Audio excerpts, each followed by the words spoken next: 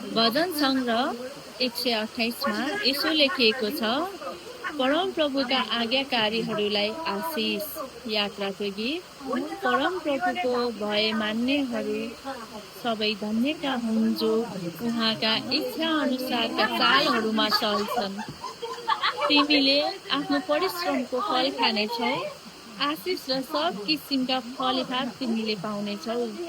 तिम्री पत्नी तिम्रो घरभित्र फलबन्द दाखको लता जस्तै अनि तिम्रा छोराछोरीहरू तिम्रो टेबलको वरिपरि जैतुनका मुनाहरू जस्तै हुनेछन्।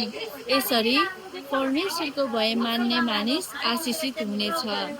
परम प्रभुले तिम्रो जीवनभर सियोनबाट तिमीलाई आशिष देऊन्, तिमीले यरुशलेमको समृद्धि देख्न पाओस् र तिमीले तिम्रा नाति पनातिलाई देख्न पाऊ।